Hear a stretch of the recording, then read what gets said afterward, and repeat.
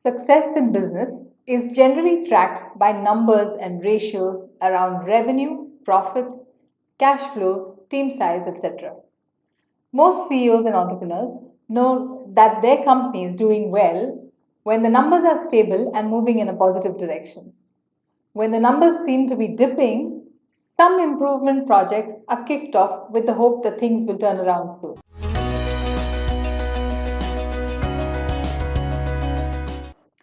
Hey there, I'm Tabish Bibikar and I coach and mentor founders of software companies to build scale in their business fast. In this video, I'm going to share with you an interesting conversation I had with an entrepreneur friend about how you can achieve big results with one change at a time. I coach and mentor and meet business owners and CEOs every single day. I've asked this question numerous times to them. Do you worry when your numbers are dipping in business? I once got chatting with Ashish, whom I met on a flight to Bangalore. Ashish is the owner of a software company and has a team size of, I think, about over 300 people. I asked him the same question. Do you worry when your numbers are dipping in business? He said, yes, but not every time. Sometimes it's just bad times, but most others, I know that we're doing something about it, and that should get us results. Maybe not immediately, but sometime later. That gives me confidence. So I said, essentially, what you're saying is that you have taken up some improvement project that when they finish, you'll get better results. He said, yes. So that's how most CEOs decide if the company is making progress or not. That is, it's when important improvement projects are finished. By improvement projects, I'm not referring to a development project, but a business thing like venturing into a new market, launch of a new product, reorganizing the team structure, maybe a new ERP, new investments, etc. You get the idea, right? When these projects are finished, then there is an effect on the company's numbers. You get it? So the next question I asked is, so if this is what makes the numbers grow, then you probably must be making fantastic progress on your improvement projects. So how many improvement projects did you finish in the last month? He looked upwards, shrugged and said, none. Okay, last quarter. He said none. So I asked, how many projects did you start after your last internal management review? He said, I think we started two of them.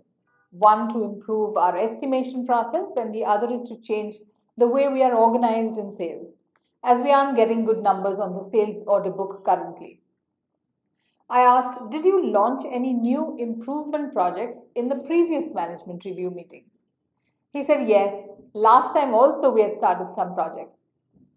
But to be honest, I don't just start projects when we have a review meeting, but I meet some of my industry colleagues, or I go to an expo, or participate in a conference, or I read something, and then I get an idea, and that's when I launch appropriate projects. I said, great. So you are launching a number of projects. And he said, yes. So the rate at which the projects are flowing into your system is significantly higher than the rate at which they're actually coming out. What if you had completed these projects? You would have essentially got all those fantastic results you're expecting. He said, yes, of course.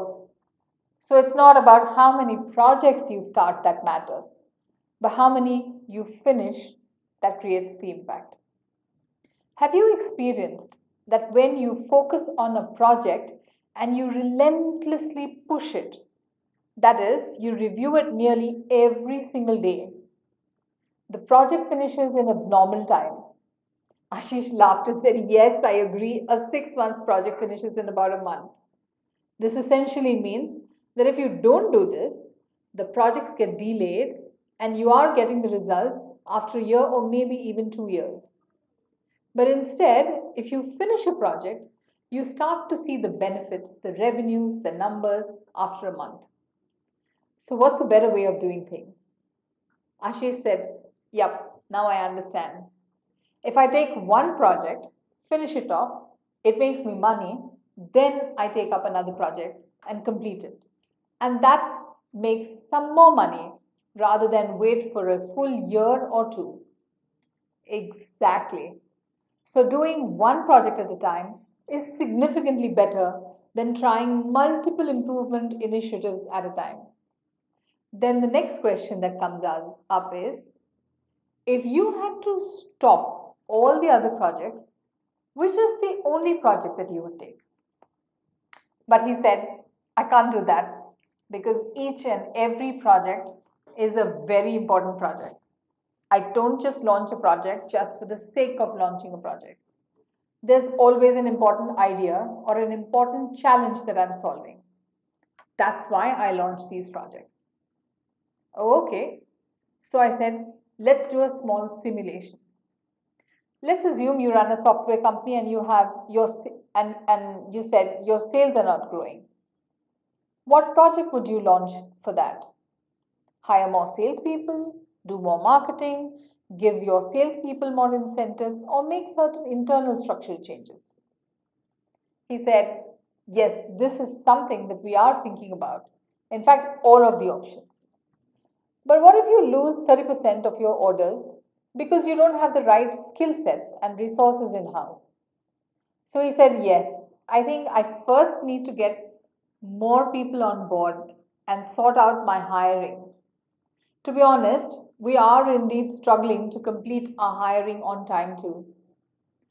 Or is that you're losing orders because you're marketing to an incorrect audience and attracting the wrong set of customers? He said, yes, that's possible too. So, what would you like to do? It's important to do a deep logical thinking before you embark on an initiative. It's important to identify the right sequence in which to undertake improvement projects. So, in this case, we are talking about doing a specific project related to market positioning and target identification before we address sales or recruitment.